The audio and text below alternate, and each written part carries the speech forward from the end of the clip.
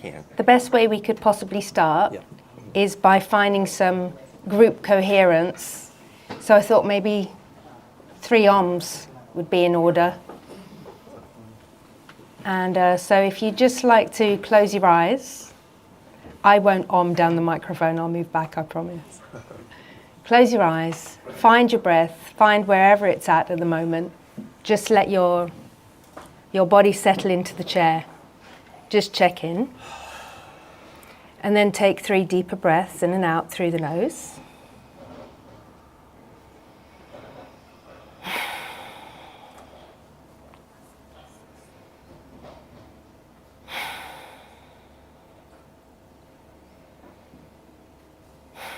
And on your next inhale, let's begin with the 3 ohms. So breathing in.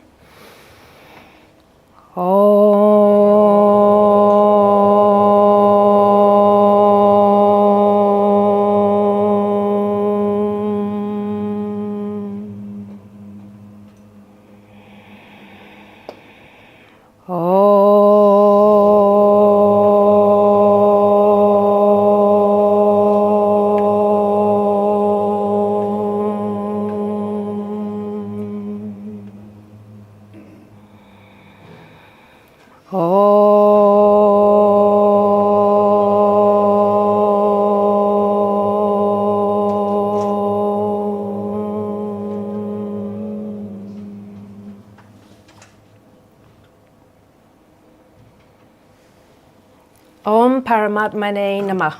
So this is the next slide.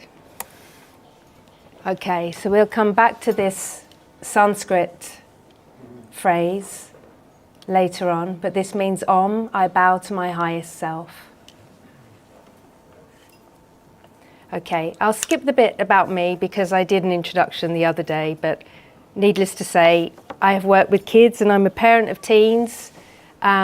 One of my girls has just gone off to university and it feels like I've lost a limb. But it's this subject, I'm just scratching the surface, and of course it's more relevant now than it has ever been. And I feel it's all hands on deck time with those that feel called and are capable and can help steer our kids. Why Bliss? So Dan is always talking about bliss, and this presentation is about how to teach bliss to children, or how to encourage them to feel bliss or maintain their blissful experience, because I believe all children have the capability and naturally feel bliss. But with the exposure to social media and all the other toxic things in our environment, this is being eked out of them. And I find a lot of young people, well, I question whether a lot of young people are able to feel bliss, even in the way that we may have done when we were younger. So why bliss? Well, bliss, as Dan will probably tell you, is that feeling of coherence. And when you have that coherence, you are centripetal and you are connected and you feel that sense of oneness, that togetherness, and feelings of ESP, wider perception beyond the regular bandwidth, and all kinds of stuff happens in that moment, and bliss is also presence. So today I'm going to talk about the young people, how they are, how we find them now, and then what we need to express their potential. I'll go through some practical tools, but it's not exhaustive. And then I'll share some other insights. And then we'll talk briefly about what if you come across someone where the connection is lost, because I have come across people, and it has been a real conundrum actually of what to do when they're so far down the line and they're not feeling that connection anymore. So I just thought we'd briefly touch on that. And then I'll give you an example of my kids and their early spiritual start. And then if we still have time, we will do an actual practice. I've done it before in this kind of presentation, the shimmering practice. If we have time, I'll do that. And then we've got questions at the end. our young people, they are powerful but vulnerable, and they have their barriers to bliss and sovereign energy. And I don't need to go too much into this because I'm sure you all know, but we have the immunosuppressing food, and their attention is fragmented by tech and it's shortened by tech. There's a priority of stuff over joy, and then they're inactive a lot more than we were as kids. And this division, this sense of division and divisory content, these layers or names or labels on identity, it caps their sense of infinite self. So it's just a way of kind of further trapping them in a box, in a box, in a box, in a box. That's what I feel. And then they get hooked on this dopamine loop, which also is a replacement to natural bliss. And many adults too, but many kids don't breathe correctly. They're reverse breathing or shallow breathing, which is affecting their nervous system and the way their brain functions. And then of course we've got AI. That all equals disconnection. So, okay. That picture should have come up before. Anyway, they've been mishandled, obviously. COVID, the pandemic, homeschooling, that was 70 to 71 weeks of homeschooling in the US. At the time I lived in India with my girls, and it probably was that they were very strict in India. They just didn't send them back to school, even when the kids were going back to school in Europe, actually. It was such a long time. During that time, of course, they were looking at the screens even more. They're staying in their bedrooms, they're laying on their bed, they're having their lessons. A lot of the time the camera was off. Where was the joy in that period of time? The joy was what? In the having of stuff, you know, in comparison to other kids online. I won't go into the next one too much, but needless to say that also was a problem. And they spent a couple of years, as we did, living in that morphic field of fear. Sorry, I'm starting on a dark note. It does get better than this. But, you know, all the time that they were at home, they just had more time to focus on their lack and their identity and all these labels to pile on top of each other that further cap their sense of self. And I found out that this year, 27% of TikTok's global user base is aged between 13 and 17. And so that means 430 million kids and teens are logged onto TikTok. That's enough to change the hologram. Yeah, which is short attention span. Very short. Yeah, yeah. Okay, so, I mean, this is all pretty self-explanatory, but, you know, my kids, I think, on the whole, have done quite well, but they have friends that have had eating disorders or suicidal tendency or seem just all-out sociopathic. You know, there is exposure to a lot of harmful content. There's grooming, there's cyberbullying, the blue light and the poor sleep connection, the low self-esteem, the body shaming, all these kinds of things that come from the comparison, let alone the disinformation that's out there, and reduced social skills, less looking people in the eye when they speak. And what I've noticed as well, when I listen to my girls talk, especially when they talk about boys and interaction, that they're learning what love and sex look like from the internet, from porn. And that's quite disturbing too. So there's this new wave of learning how to be in relationships and how to relate to one another, and that seems quite cold. So, I mean, in short, what do they need to express their potential? And so, of course, they need to breathe properly and keep their body coherent. They need to be able to protect their energy and find that sovereignty in their energy. and they need to have the healthy lifestyle behaviors. They need to train their body, they need to train their mind, they need to learn how to sleep properly, and they need to have respect and presence for themselves, for animals, for each other, for the land, and for life itself. And I think a key thing here is learning discernment of understanding how to curate their environment and how to curate their friends, how to detect what is their energy versus what is not their energy, and therefore assert good boundaries. And of course, I think it's really important now to understand what it means to be human in a world bombarded with lots of created artificial information. And, I just added that at the end recently, I really believe that they would benefit from the idea of true exchange, and I'll come back to that later on. So learning is a foundation. If we're looking at young children in particular, I think it should be important for them to understand the nature of energy, resonance, vibration, understanding that their imagination is something that makes them uniquely human, and it is a gateway to a wider consciousness that is more of themselves rather than a capped, divided sense of self. And living with an idea of loving action, whether that be in thought or action out into the world, the way they speak with their parents and each other. These things, I know they seem like no-brainers, but we have to really kind of go back to the basics and just gather this and see how we can get this across with our care and our education with them. I've put here, lessening the differences.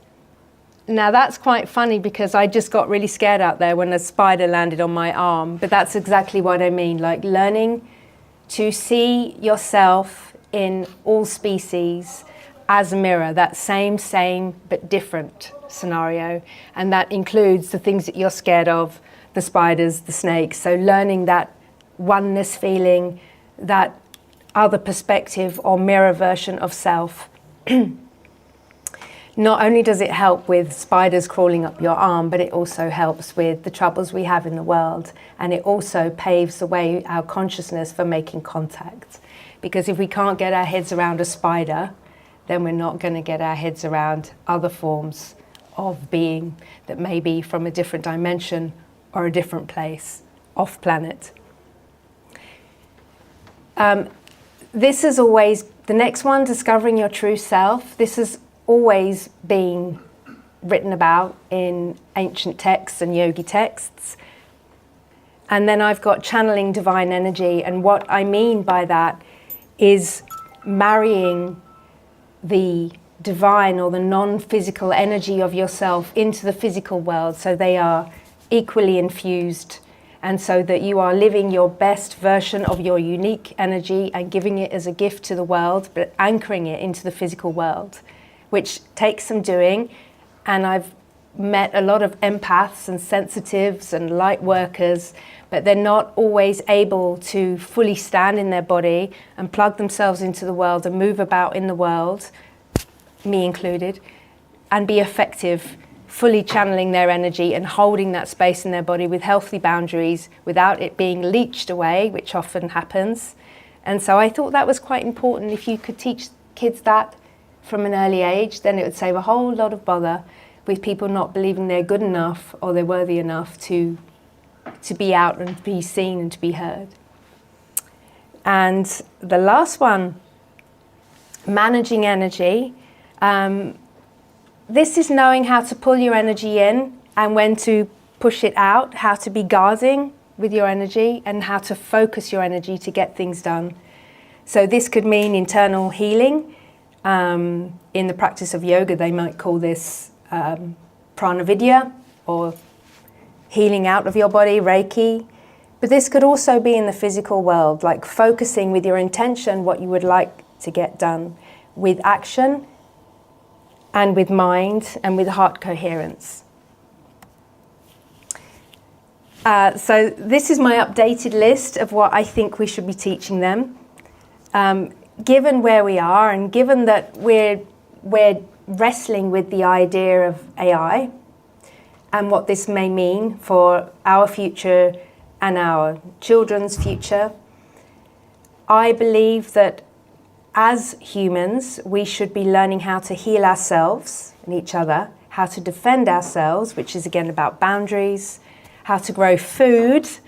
I've heard some lovely thoughts on that here. How to relate, that same but different principle again, and how to gain experience so they can lose fear. How to resolve conflict, take accountability, and how to integrate their consciousness, which is kind of what I spoke about in the previous slide, and anchor it into their physical world. So you could call that energetic coherence. I've put there astral coherence, but energetic coherence, that balance, that fusion of the physical and the non-physical counterpart being successful in this world. So I've listed some physical exercises and some non-physical exercises. I think we could go on forever with all the things that we could dream up that could help create and cultivate bliss in a young person. So I've just kind of plucked some things that resonate with me out of the air. Gross exercises, generally speaking, are really good for people who find it hard to keep attention or focus attention. So it will be something that's audible or tactile, or something that can be seen or guided, that is tangible enough to follow, to hold and entrain the mind. Subtle exercises, which we'll come to in a little bit, are good for those that can hold and sustain attention. So I've got here breath work, pratyahara, which is a practice of withdrawing the senses, chanting or the use of sacred words, movement, eye contact, but this is, or eye gazing, and here I'd like to give a little nod to our friend Alexa in Bali, who says that eyes are portals and not all children feel ready to look an adult or a stranger in the eye, so respect that. And if it feels right and comfortable, eye gazing or eye contact, at least while speaking to someone, is very helpful. We've spoken about this a lot already in the last 24 hours, but the being out in nature and sensitizing to it, and then being able to understand how to create harmonics or create coherence, not only in yourself but with others, because that creates cohesion, almost instant cohesion, as you would have witnessed with our Om. That was a great way to bring everybody in together. So the list goes on. Last time I did this presentation, I spoke about the orange ritual,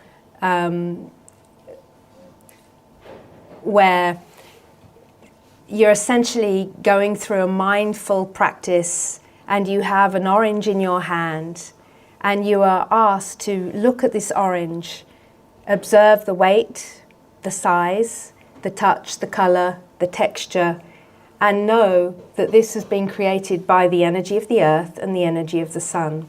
And then you smell the orange, and you take this in, and you enjoy the feelings that it brings. And then you gently peel the orange, observing the kind of micro explosion of the little particles that go up in the air, and you smell the pith, you feel the pith, you peel it slowly, you take a segment slowly, you close your eyes, you put the segment of orange in your mouth, you bite gently, and the bliss of the presence and the mindfulness that ensues from just this very simple exercise is a great thing to do for anyone. I really love doing that exercise. I've gotten here sound again, binaural, and in training the whole brain, left and right hemisphere.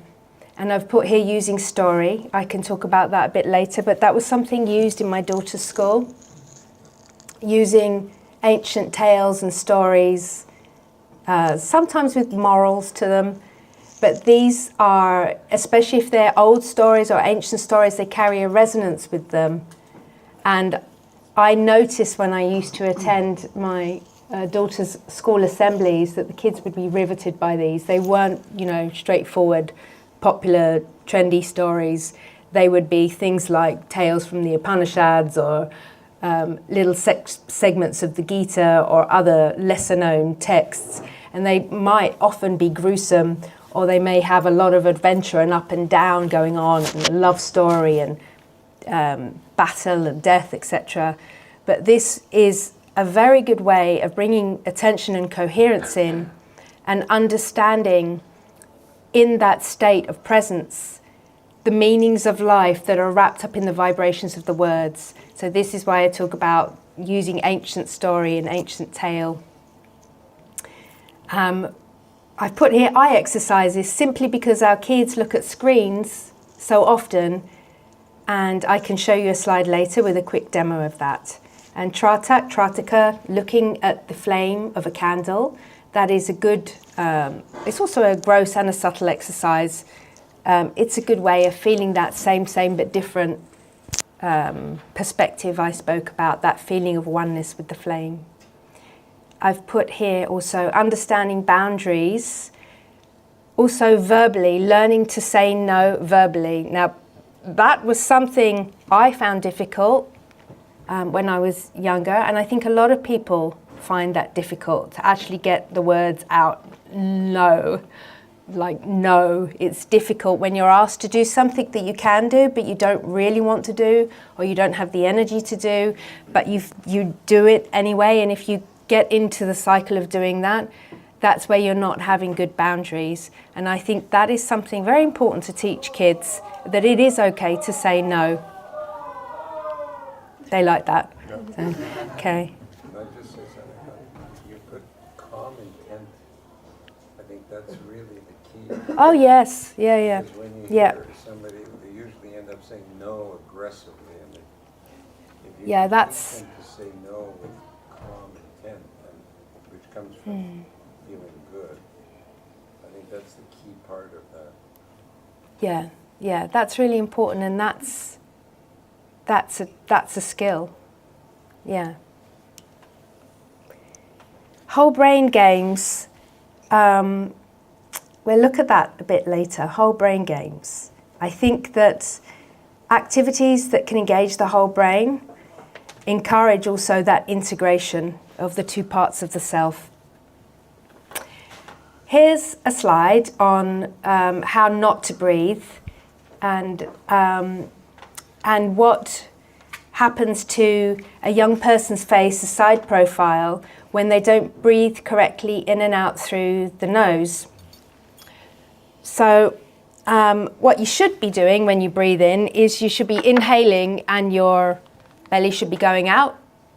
You should be exhaling and your belly going in. Lots of people do it wrong. A lot of kids, sadly, do it wrong. And for the short period of time that I worked with kids in kindergarten, teaching them yoga, it was astounding how they had just taken on or mirrored this kind of breathing from their home environments. And it was actually affecting their nervous system and, of course, the way their brain becomes wired and the way they interact with other children, the way they learn, the way they sleep. So a good way to work around that is to, here, there's a picture here, bottom right, of the girl with a teddy bear on her belly. I used to put a rubber duck on the kids' bellies and ask them to breathe in and take the rubber duck for a ride on the sea, and the belly would go up and down with the breath. But if you end up being a mouth breather, your palate doesn't develop correctly and your tongue can't sit correctly in its correct place. Your face sort of becomes a little bit collapsed. You develop smaller sinuses and nasal cavities, and that can create mouth breathing for the whole of your life, because if you can't breathe through your nose because you feel there is a blockage, you'll end up always having to breathe through your mouth. So in fact, my daughter, at night time, she used to be a mouth breather, and we managed to correct it by retraining those breathing patterns during the day. And then she wore something called a myo brace at night, which forced, it was like a rubber shield, which forced her tongue to sit in the correct place, so she couldn't open her mouth, and the shape of her face changed gradually. But we nipped that in the bud. But I mean, it's such an important thing to breathe properly. Was that your daughter on the picture? No. I've got a few videos in this. Sorry, I know I'm leaning backwards and forwards from the mic. Is that okay? It's not, yeah. Okay. So, here is some examples. Oh, is there sound coming out of this? How do you do that? No, but maybe we can use the mic. Okay. Turn the sound up on the sound all the way up. This will be Make enough. nice big bubbles. Let's begin. Some examples of how to entrain breathing in Breathe kids. out. Breathe in. Breathe out. Hold up one hand. Using the fingers of this hand as a guide, we're going to trace around these fingers with our other hand in time with your breath. Taking nice steady breaths. Let's begin. Breathe in. Breathe out. Breathe in. Breathe out. Breathe in. Breathe out. Breathe in. Breathe out. Breathe in. Breathe out. Using a square that you have drawn, trace your finger around the square in time with your breath, taking nice steady breaths in. We will breathe in through the nose and out through the mouth. Let's begin. Breathe in, 2, 3, 4. Breathe out, 2, 3, 4. Breathe in, 2, It's basic stuff. 4.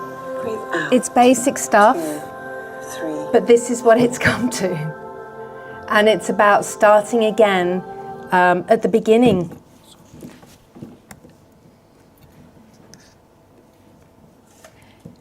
Just a picture here on what yoga does to the young person's body. It creates fractality. Look at the geometry going on here.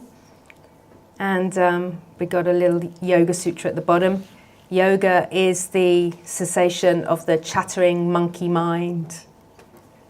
And by doing these kind of gross physical postures, you're bringing the left and the right side of the nervous systems to a place of balance, and you're bringing yourself into heart-brain coherence. You're calming the body, and you're preparing yourself for stillness.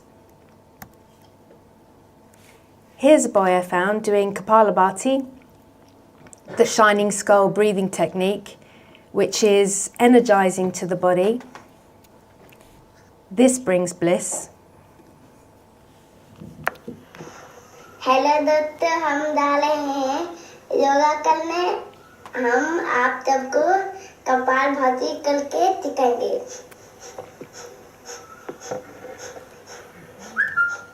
Except for he's got a phone near him. Oops.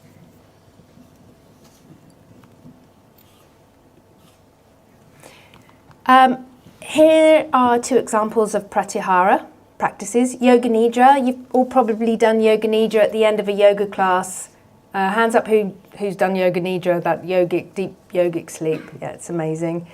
And Shanmukhi Mudra. That's not really Shanmukhi Mudra, but they look like they're doing Brahmari, where you do the humming bee breath, where you put your hands over your ears and you hum.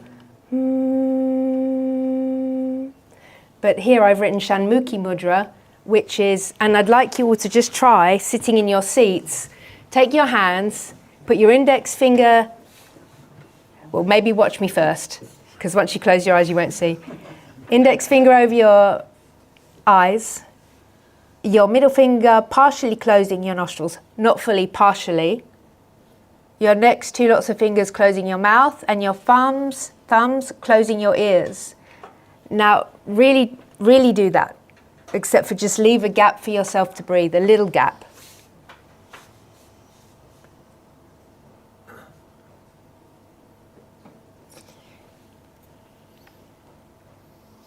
Now that is withdrawal of the senses.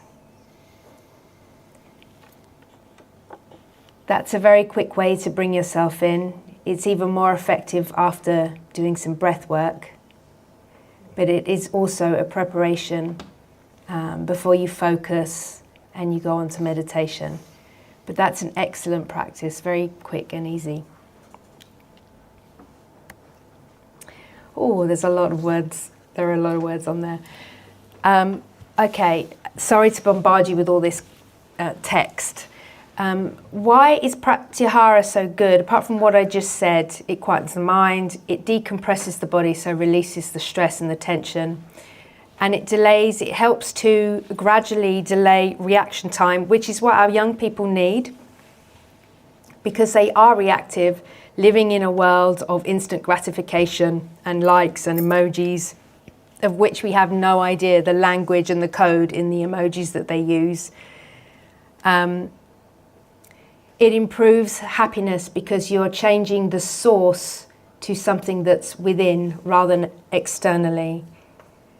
And it gradually, over time, it's not overnight, reduces the impulsive emotions and gets you out of that fight, flight, reactive mode. And it's allowing you, when you pull your senses in like that, to do something really important. When you feel sad, or things aren't going right, or you feel a little bit off, or you're grieving, or anything that's not pleasant, you are sitting with it. And by sitting with it, you are acknowledging it, you're allowing it to be, you're holding space for it, and then you're allowing it a chance to work its way out naturally without distracting yourself and moving on to the next thing. And I think that's really important for kids if we want to encourage them to find a space where bliss can naturally spark. Mantra, my goodness, it's worked for me in some good times and not so good times. It's amazing. And I've always used a mala. And apart from building resonance with the repetition, with the words, especially if you're using sacred words and the resonance in the vowels and the sounds of the words, you are building focus and you're cleansing your aura, you're calming your body, and often you are brought into theta states. And again, it's a big Tonka toy for the monkey mind. I found this just before I flew out here, and I had to find a place to put this in, because this is instant bliss, instant connection, instant coherence.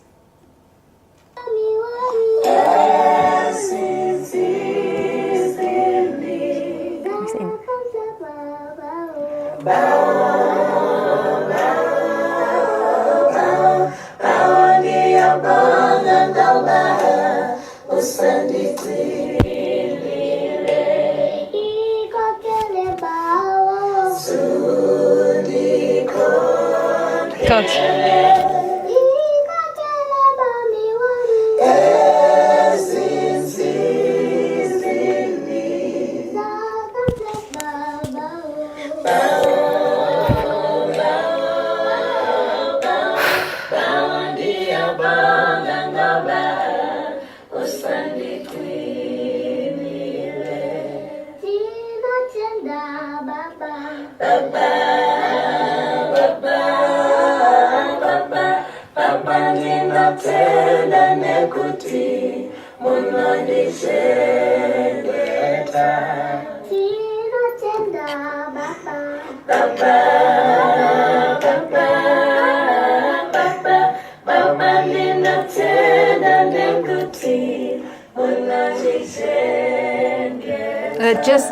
It's just normal for that girl.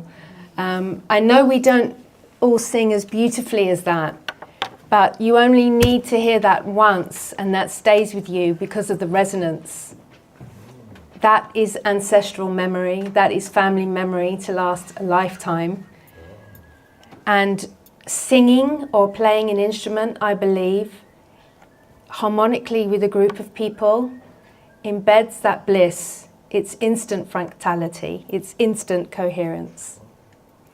So encouraging our young people to do that. I know we did some omming, but the harmonic singing, even if you don't feel you're a good singer, you can be enmeshed in a group, and so your slight off-keyness will kind of be homogenized out. It will become coherent, but it's an instant way to find that connection.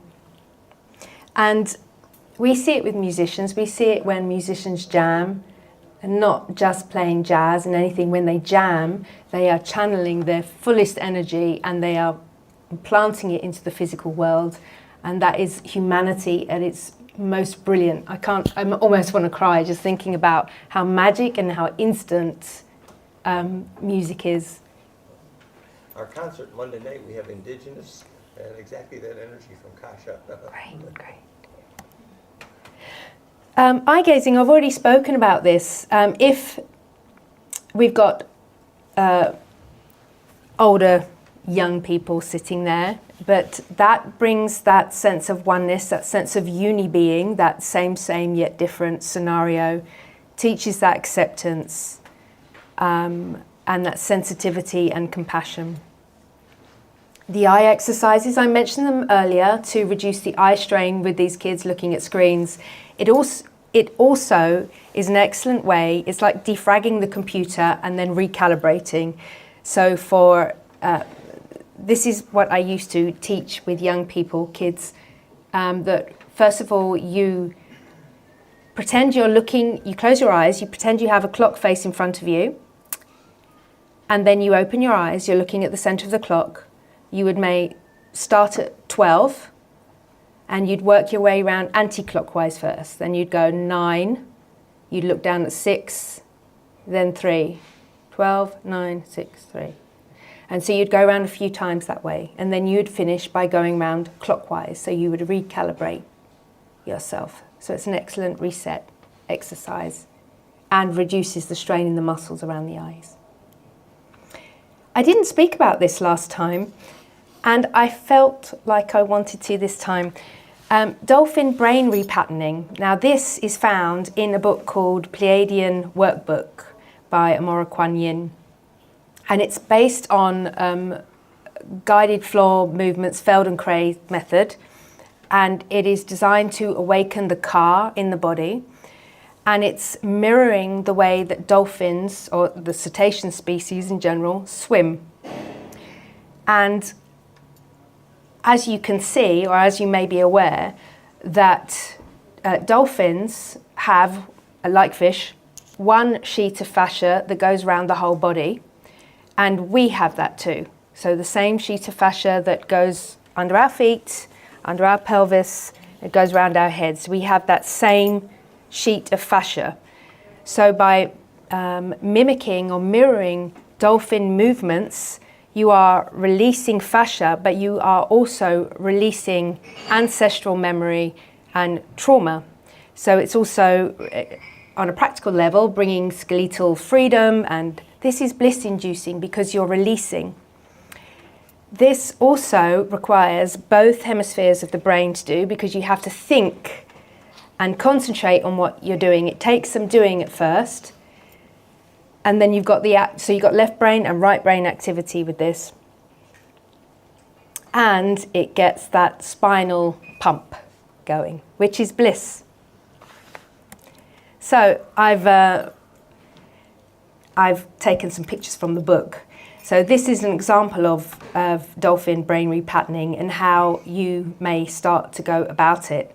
So you're always doing figure of 8 movements. So you're literally mimicking the way a fish or a dolphin would swim. So you see here in the diagrams, you have this figure here. They're focusing on their left hip, figure of 8 movements, then their right hip, and then the axis is in the center, and they're doing the figure of 8 movements on one plane. This is a little bit more complex. Then they're practicing with the shoulders, the kind of left shoulder leading, then you practice with the right shoulder leading, the left hip and the right shoulder, the left, and the reverse, and then all of it together. This takes some doing, and you really do build up strength with this. and you sweat. It's actually quite physical. And then you have the kind of wave which is happening the front to back plane. And you can do that in your pelvis, and you can do that in your shoulder girdle. Other whole brain games, I've seen this great one recently on Instagram, and I'm still practicing in it. See if you can do this. Who can do that? Thank you. Hang on. Yeah, Oh, yeah. psychocalisthenics. Oh, this? I'm not doing it as fast as the girl on sugar. I mean, it's that you can see it's both sides of the brain. Anyway, dance. Oh, hello. Dance has always been that. I've put kung fu because, you know, I only think that kung fu belongs in films or with masters. But I've seen recently sort of beginners learning kung fu, and I just thought, oh yeah, that's great. So I've put some other martial art things there, and not all combative. I mean, judo isn't so combative, I don't think. I've discovered silat as well. That's an Indonesian one, and it seems very intelligent because it seems like you're using minimal effort in the body, and it's about pushing someone away by pushing their limbs away, just reacting fast, using legs, knees, and it's not big kicks, it's not karate, it's not katas or anything, so that's interesting. Aikido is the one like that. Aikido. Aikido? Aikido. Yeah, Aikido. You get Aikido, which is fighting. And you get Aikido, where you're learning to use your mind. So you learn to extend your mind and ground your mind. And it all comes from the mind before any reaction happens. I like the sound of that. I did that when I was a teenager. And Wow. You learn to extend your mind first. And then someone pushes you and you can't be moved because you're grounded. And you send that put your mind somewhere else. And you fall over easily. And when you get grounded, that's really good for teens. Yeah. Qigong as well. Qigong, yeah, Tai Chi. Yeah. I used to train MMA and used to do this one game. It's a terrific brain game.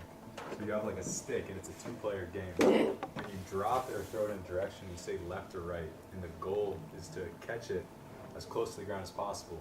Wow. So it's like your right hand, Yeah. you catch it, and you throw it. And then you say left. You gotta catch it, and then throw it. And it seems like you're crossing the center line of the body as well. Yeah, because you can drop in any direction. Cross scroll. Yeah, that sounds great. Yeah, amazing. There's a cross scroll, Infinity Walk, they do the cross scroll therapy for dyslexia, for example. That's right. And that's how you encourage kids if they're not crawling, because there's that correlation between kids that don't crawl and they can't do the opposites, or they can't cross the center line of the body with dyslexia, dyscalculia, things like that. So it's good to encourage kids to, or young kids to learn the opposites or cross the center line of the body, which you would be doing in yoga often. I've put here a whole brain game. I mean, art, come on, it's like, it's colour is frequency, and you're also using colour. And music, it's harmonics again, we were speaking about that, and it's maths. Subtle exercises. I've got here also teaching children dream management, how to set lucid intents, how to manage bad dreams, how to manage themselves, how to set intention for a deep and restorative sleep also. Psi games, learning to hover an imaginary coin over the head. That's good for focus and for developing that sensitivity, especially around the crown chakra. Teaching Reiki, teaching body awareness, energy awareness, learning about the aura, its boundaries, and learning where the chakras are and learning what they feel like. And I've put here shimmering. I did this before online, and if we get time, we'll do this today later. I've got grounding cord and golden. If I get time, I'll speak about these. Trataka, that sense of uni-being, becoming one with the flame, and it's great for group coherence and bringing the theta states. Reiki. just a AI image of someone sending their grounding cord down, although technically you wouldn't be sending it down from your throat chakra, you'd be sending it down from your root chakra. This is a good way to cleanse and rejuvenate your energy body and your aura. It takes some time, maybe drawing in of the attention first, some breath work, or maybe a pratyahara exercise, and then focusing on the aura and imagining this golden liquid light showering over the aura and pulling off with it any debris. Imagining the sensation being energizing and the liquid drops coming into the aura and cleansing the space in the aura and on your body too. It's quite effective. The AI image again. Most of what I've been speaking about is actually yoga, and so it's nothing new, and here are the 8 limbs of yoga, and we've pretty much spoken about the observances, niyamas, the postures, the breath, the withdrawing of the senses, the focus, and preparation for that unity consciousness. Hands up, who's seen the telepathy tapes? I imagine most of you. We learned about them from you. Oh, okay. Here's a video. So does that mean there's just a few hands of people that have listened to or seen any clips from the telepathy tapes? Yeah, it doesn't seem like a lot of you. Okay. So these are the non-speakers who have learnt, because they have had patient, loving and caring people sitting with them, teaching them how to communicate on a card with numbers and letters. And so they've bridged the gap. They're now able to communicate with their parents or their caregivers. And what they have shared is that they are extremely proficient in the astral realm. This is mostly autistic kids, for example. The non-verbals. So what you will often find is that they are, it feels like their energy is partially embodied. So they may often experience a great deal of pain in the physical form, but they have retained a lot of connection outside of that physical form. They become like astral warriors in a way. My son said to me, "I can hear thoughts." And I said, "Impossible." And he said to me, "You don't get the kind of gifts that I have if you lie." Let's please multiply 2 numbers and see if he gets it. Okay, what is it? 9, 0, 0. Unbelievable. 1. Maybe shuffle again, Dr. Powell. Oh. Blood. 2. So he got the plus, too. I was wondering, because I was looking at the 2 the whole time, and I saw his hand going somewhere else. What is this phenomena happening? Why are his mind and my mind completely connected? I knew that a lot of people would think, boy, Diane's gone off the deep end. But that's the risk any scientist takes when they challenge the current paradigm. Joining us today to shed some light, Dr. Diane Powell. I'm working with children who have been reported by a parent to be able to read their mind. The data was so compelling and accurate that I had to follow it, even though I knew I was risking my scientific reputation. I started testing them, and I found that they were exceedingly accurate. What is the next number? 3. After the medical board took my license away, I had to prove my sanity. Once I did, I said, I'm going to prove that ESP is real. Dr. Tarrant, he's done these QEEG scans to see what's going on. The biggest overall finding is really this increase of activation across all the brain waves. If there was no change, I would definitely be skeptical. If you can show a consistent pattern, particularly from kid to kid, that's how science changes. You cannot fake this. We want answers like, where does it come from? I want to know how and what are we supposed to do? We can't all be crazy. We are far more powerful than we can imagine, and the implications are huge for humanity and the planet. I want to add about that, their meeting place of the hill. I don't know how this came about, but it was discovered that many of these young people, even if they hadn't met each other before, they knew each other from the astral place called the hill, which they called the hill. And there would be kids from different locations all over the world, but they all go and meet at the hill. And then by chance, I ran into a YouTube video of a remote viewer who said, oh, he'd watched and listened to these telepathy tapes and said, I thought I'd go and remote view the hill to see what it's like. And as soon as he got there, someone came right over and said, back off, buddy. This is not your place. This is ours. And so he was told very promptly to go away, very, very firmly to leave. But they are in contact with each other, and this is what's so exciting, because there's a lot that we can learn here from the non-speakers. So it shows like a meeting place in the astral where they compare notes. Yeah. Amazing.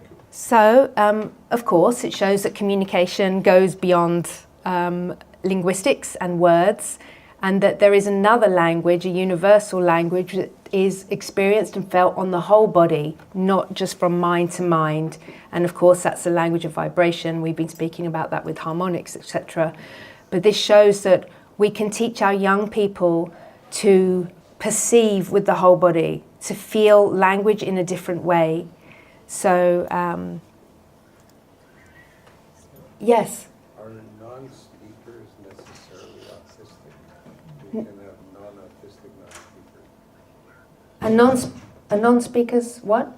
Are they autistic necessarily, or can you have a non-speaker that is not autistic? I don't know, Frederick. I know that you can have children that stop speaking because of trauma, and it doesn't necessarily mean that they're Right, that's why I'm asking. yeah, with autism. But that should come back, that speech, with trauma release.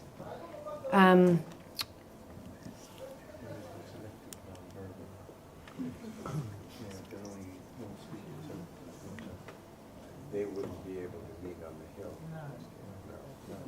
No, not necessarily, yeah. I mean, it depends how developed your faculties are. You know, the non-physical faculties that we speak of. But, you know, this is something that is there for us humans to develop. It's okay, because I have to keep turning it backwards and forwards, so it needs to be a little bit loose. Yeah. And I think this is really important at this time with AI. You know, these are the things that make us human. We may have not given it much credence, and it may have been quashed or suppressed or invalidated, but these are the things that we should harness and embrace moving forwards, because these are the things that bring coherence, unity consciousness, peace, happiness, success. I decided to do a few slides on this. I realised that this is such an important thing for young people. The currency of energy, the concept of giving and receiving value outside of our existing monetary system, because that is freeing and sovereignty giving to our young people. So again, this may seem basic, but I think it is wise to encourage our young people to share their unique gifts, even if it's not obvious what the gift is. Just sharing their light, just turning up and just saying or being who you are is enough, without saying, you know, I have a gift of, I don't know, being able to paint like Picasso. So not being afraid to be seen and to feel that reward, presenting yourself, giving your gifts to the world, shining your light into the world, and seeing the light that it brings on the other person's face brings a sense of bliss, that feeling of reward, that feeling of fulfillment. Then that creates that feeling of inspiration. Then the feeling of, I'm going to create something different and something new to get this reaction again because I know I'm fulfilling my fellow brother and sister. This constant innovation and leading edge mentality then would, I believe, would take hold because everybody is working and being inspired from the heart. They're channeling their divine energy. They're anchoring it into the physical world. And the reward of knowing that your gift is the answer exactly to someone else's need and that we all fit together so completely perfectly. I really believe that we are all here and we all answer each other's prayers with the things that we can provide. And all we need to do is sense that connection with money and that monetary system out of the way. But we start with the young people, encourage them to shine their light, even before they know they have a gift. Wow, beautiful, beautiful. Yes, giving and receiving honestly, that's authentic value in the world. And every person is of value, even if they don't realize it. So unplugging from the clown world, it's not my expression, but I think it's poignant right now. And moving to the real flow of value, the flow of real value, getting off that consumer belt, which of course our young people are on if they're on TikTok, and not feeding that machine, and moving away from the labor theory of value. And the labor theory of value is something like this: I did 7 hours of work, I should get my treat now, and my treat is my salary that you've told me, my hourly rate. Thank you very much. It doesn't mean you've been really useful to someone. Quite often it means you have been useless to others. You're just doing what your boss has told you to do for their profit. And it actually adds nothing to the human race. And it doesn't bring much meaningfulness to the civilization or the society that you're in. And it's not about really being rewarded for how much you work. It should be about being rewarded for the value you're giving. And I think a lot of universities are just, I say that my kids, my oldest daughter has just started university, but you know, we speak about this, you know, what does this mean? What are you training in? And does that mean you should get a certain salary just because you've decided to focus on this subject? Is it about real value? Is it going to be meeting your inspiration that you feel that you want to emerge from you? Because what is money really? It's a token. It's a measure of work given. And if no one cares about the effort, then you don't receive any kind of fulfillment back. And also, the token of money, as you know, is manipulated, it's devalued, it's managed. There are 1,000 middlemen taking their profit off of it. You may think this is not relevant to kids and Bliss, but actually it frees up so much sovereignty and so much energy. And I feel that our children, we may not be able to phase out of it in our lifetime, but it's coming. And we can lead them. We can lead them and give them the confidence to live and give and receive like this. And it actually is quite important to the experience of bliss. Because being human is about being of service and value to each other. And it's exchanging what you can do for something you need. So we're perfectly living in harmony. And it's about being authentic, and it brings people together, and it's about living in a profound, meaningful way. Oh my gosh, I've done another slide, sorry. I'm still going on the same subject. I mean, I'm taking Bitcoin because I do think Bitcoin is quite magic. It's obviously outside fiat currency. And it does have true scarcity, and it does have the universe enfolded in it, because it takes time and energy to mine it. And things should take time. They shouldn't be printed like our money is currently. And because it is an honest recording or ledger of trust, all of a sudden you are eliminating the exploitative middlemen, and you reduce that bandwidth for violence, for war, for taking of property, for understanding boundaries. And it's a more authentic system. I'm not saying it's the only system, because I know we were speaking about, Dan, bartering, just bartering without even Bitcoin. But it's encouraging of that innovation, that inspiration, that honest exchange, that honest value. And so I see Bitcoin, or even just the old-fashioned barter system, as an enlightenment tool, because it frees us up. It frees our young people. So now moving on to what happens. This is a real situation. What happens? What do we do? How do we get the young people back that will say to you, I don't ever feel that sense of oneness. I have experienced this, and I've worked with adults. I have worked with adults that say that they channel, or that they've been speaking to ETs all their life, and that have been practicing mystical practices and reciting mantras. Professional people that feel that they are competent with telepathy or channeling or clairvoyance, but they don't feel a sense of bliss. They don't feel that sense of oneness. They just don't. There is no joy. And I have to say that one particular adult I didn't succeed with, because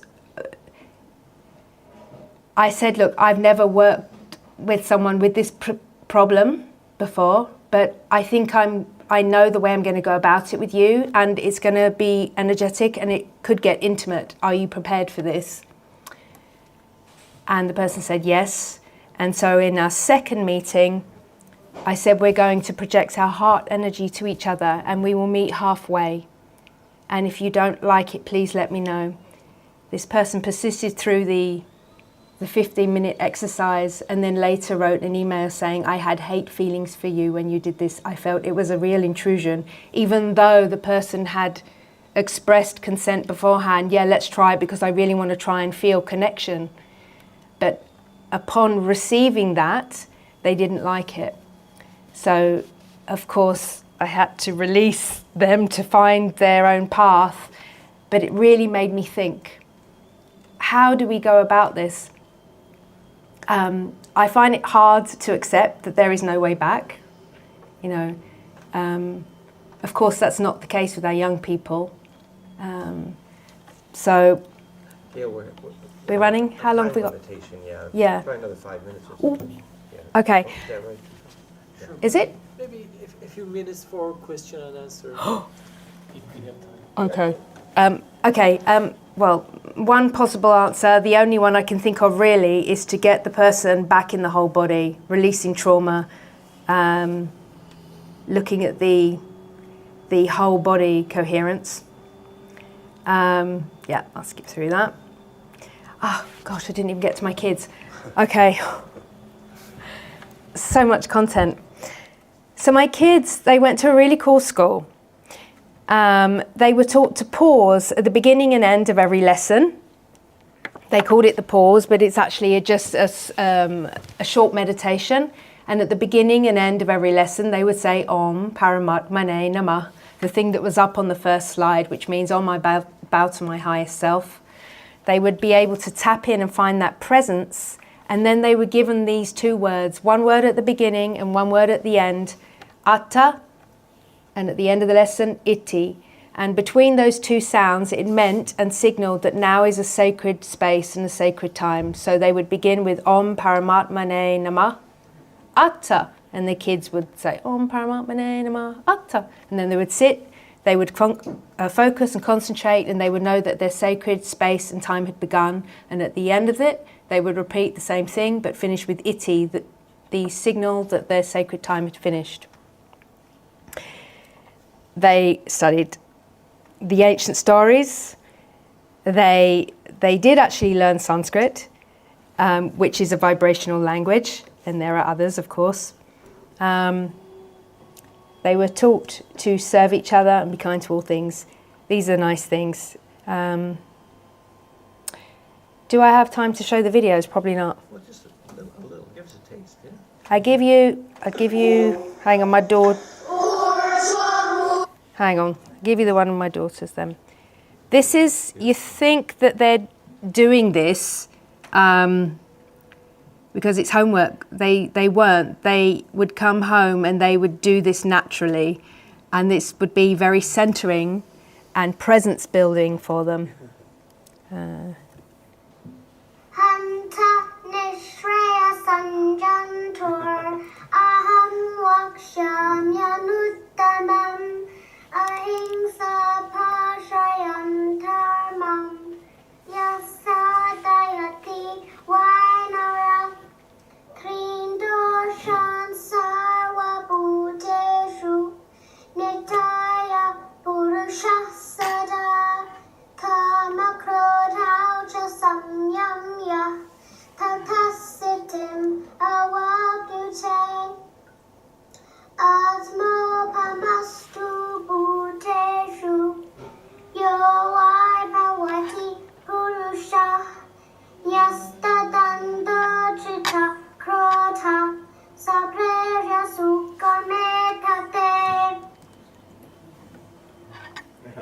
Okay, so I won't show you the shimmering exercise, but it is on, it's out there, it's online.